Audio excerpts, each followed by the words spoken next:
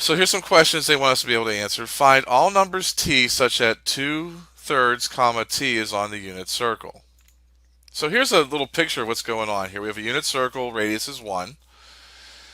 We're saying that the point 2/3, comma t is on the circle. So you notice I have drawn here, you know, I put where 2/3 would be on the x for an x coordinates. Okay, right about here, that's where one possible point for 2/3, comma t is, and down here is another possible point where 2/3, comma t. So there's two answers to this that I'm going to be figuring out.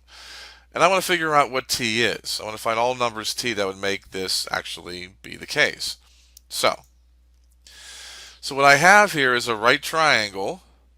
Hypotenuse is 1. T is, my y coordinate here. 2/3 is my x.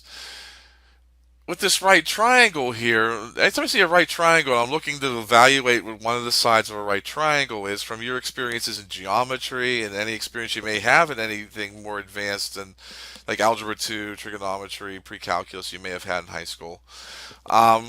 If you're looking for a side measurement, having the other two side measurements, on a right triangle known, I'm going to use the Pythagorean theorem to figure it out.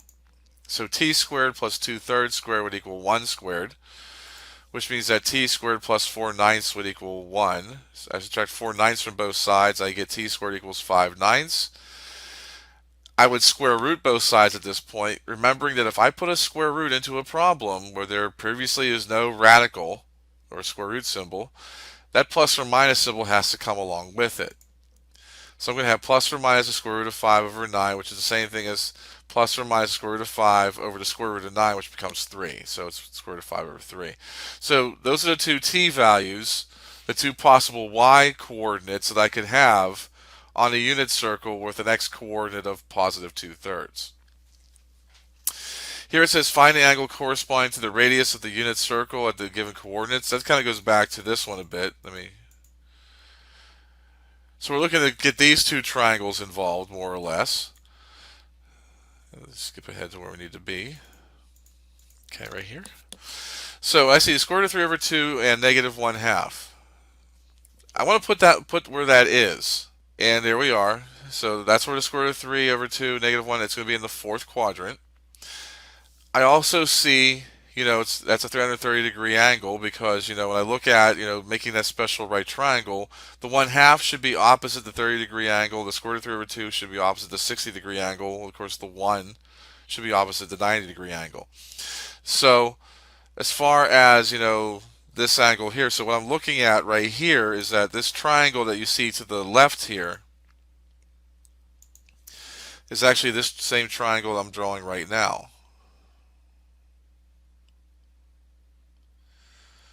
Which means I'm stopping 30 degrees short, of maybe moving a whole 360 degrees. That's how I know it's 330 degrees or pi over 6. Whereas I have negative square root 2 over 2, comma, square root 2 over 2. That's going to put me into the second quadrant. And when I see those square root 2 over 2's on both parts of a right triangle, I should be thinking 45-degree angles. So what I'm seeing here is, again, this triangle I have to the bottom left is this triangle I'm kind of drawing in red right now. So I'm stopping 45 degrees short of making a 180-degree turn here, so that's how I know it's 135 degrees. And 135 degrees would be 3 pi over 4 radians.